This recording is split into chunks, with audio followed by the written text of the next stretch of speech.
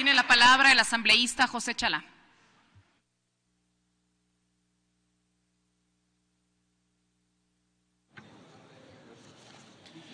Muchas gracias, señora presidenta, colegas asambleístas. En este debate sobre la LOES ha sido interesante el que nosotros podamos ver las diversidades y las diversas voces. Es importante entonces que comience citando a Malcolm X cuando señala que la educación es el pasaporte para el futuro. Y es importante hablar de los pueblos, las nacionalidades, en términos de pedir y poner en contexto sobre la situación histórica y actual en la que nos desenvolvemos en función de la educación superior. La educación, y de manera especial la educación superior, desde la época colonial y republicana, siempre fue un mecanismo de privilegios y de oportunidades ajenas a los pueblos y a las nacionalidades. De hecho, en la primera constitución del país, en 1830, solo se consideraban ciudadanos a quienes sabían leer y escribir. A pesar de dicha constitución, fomentaba y promocionaba la educación pública. No puedo dejar de mencionar que mientras se consagran y avivaban procesos abiertos de educación pública en nuestra naciente nación-estado, pervivía la esclavitud y la servidumbre, causantes de las múltiples asimetrías sociales y económicas que hasta hoy se arrastran, como señalamos y señalaremos en el transcurso de este debate.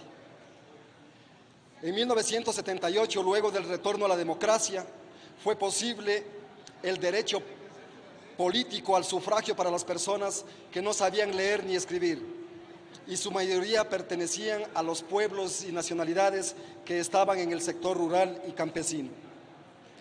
El principio de igualdad, reconocido en la Constitución post-dictaduras, fue un eufemismo, pues resultó que todas las personas tenían acceso a una educación general y menos a una educación superior, tomando en cuenta que quienes a ellas accedían, a la educación superior me refiero, tenían garantizado un estatus social, económico y, por supuesto, político. A esa situación no estaban adscritos y vistos los pueblos y las nacionalidades.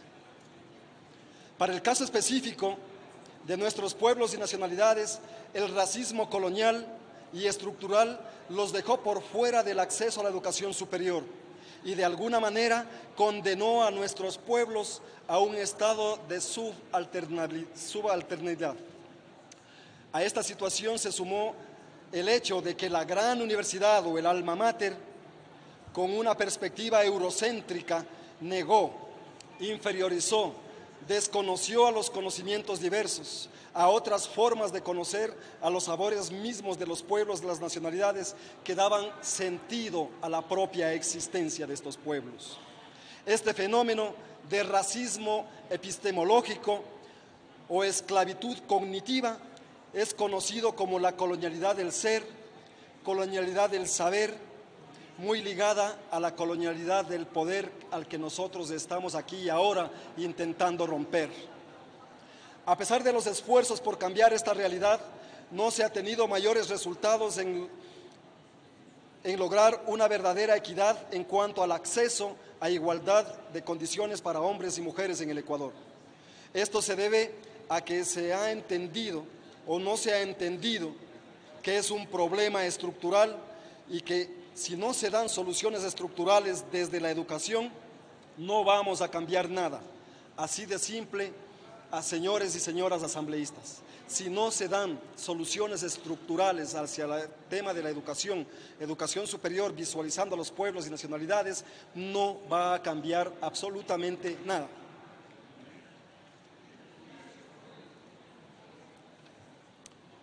Para 1998, a pesar del reconocimiento constitucional que luego de luchas, sacrificios y esfuerzos de las diferentes comunidades, finalmente los pueblos y nacionalidades vieron materializados los derechos colectivos, sin que estos hayan sido desarrollados, sino hasta mucho tiempo después, como conceptos iluminadores de un régimen pluralista. Aún así, con tal reconocimiento han sido ingentes los esfuerzos que tienen que hacer las familias de los pueblos y las nacionalidades para que sus hijos e hijas ingresen a estos centros de estudios de tercer nivel y no deserten de las universidades. Pues lo que sacrifican no solo es el bienestar familiar, sino muchas veces el pequeño patrimonio que con lucha constante han logrado forjar por décadas. Esta realidad respondió al hecho de que el reconocimiento de los derechos colectivos de hace 2 décadas vino acompañado de una retórica discursiva y no de políticas públicas afirmativas que pudieron asumirse como procesos de reparación histórica.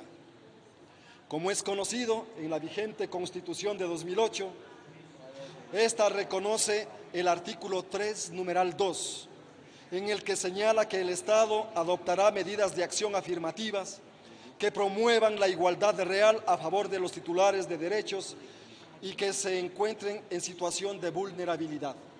Esto es importante y hago recuerdo efectivamente de los indicadores del censo de 2010.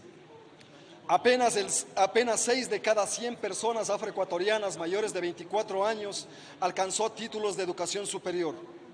Dicho porcentaje está muy por debajo del promedio nacional, que se encuentra en el rango del 13% de la población nacional, subrayando una gran asimetría en cuanto al acceso universal a la universidad de los pueblos y nacionalidades.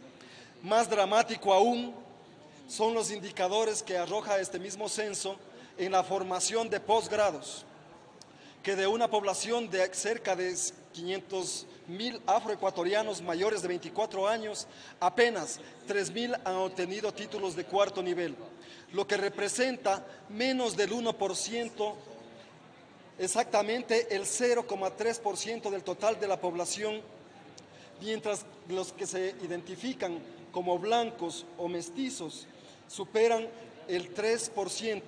Para la población indígena aún es más dramático, apenas es el 0,15%, siendo el promedio nacional del 2% a nivel de posgrados.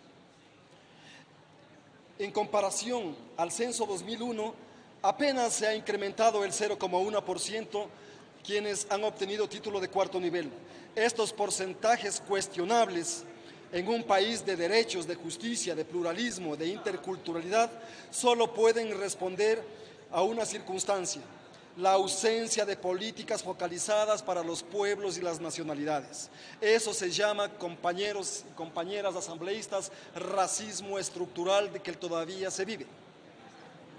Ahora bien, si cruzamos estos datos con el mercado laboral, que tiene hoy por hoy su base en un sistema meritocrático, veremos que a mayor formación académica, mayores oportunidades, no solo de alcanzar un empleo, sino de un mejor empleo, que pueda cubrir necesidades básicas, mejorar la calidad de vida de las personas o al menos cubrir el costo de la canasta familiar, que actualmente oscila entre los 720 y los 780 dólares.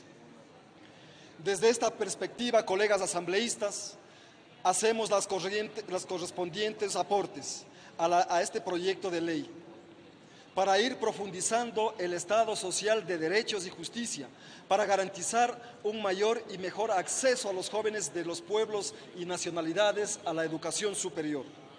Nuestra Constitución, en el artículo 27, es clara en consolidar el régimen de educación centrada en el ser humano, en su desarrollo holístico, con características, entre otras, interculturales, con sentido crítico, con un derecho indispensable en tales condiciones, sin cuyas características no es posible el desarrollo nacional.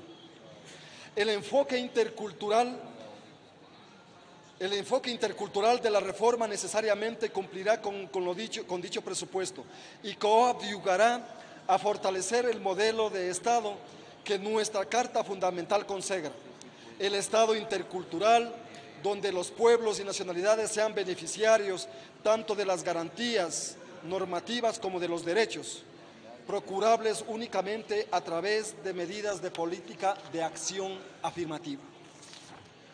Finalmente, señora presidenta y compañeros asambleístas, las personas particularmente los jóvenes de nuestros pueblos y nacionalidades, deben ser los beneficiarios de becas, deben ser beneficiarios de la colegiatura y manutención hasta el tercer nivel. Terminó su tiempo, asambleísta. Gracias. En un minuto, señora presidenta. No solo porque así lo recomiendan los organismos internacionales, sino porque se trata de una garantía que va más allá de la educación, que es la consolidación de una sociedad de paz e intercultural que, si empieza por la educación, no terminará jamás en el desarrollo social. Si no se empieza por la educación, no terminará jamás en el desarrollo social. En ese orden, las becas completas de cuarto nivel no solo serán herramientas para mejorar la calidad de vida de nuestra gente, sino de la sociedad ecuatoriana en su conjunto. Sobre el principio de autodeterminación de los pueblos para la producción de conocimientos y saberes, la inclusión del concepto de interculturalidad en las propuestas curriculares de las universidades es fundamental en la reforma, anclado a las cosmovisiones, a las filosofías de los pueblos y las nacionalidades.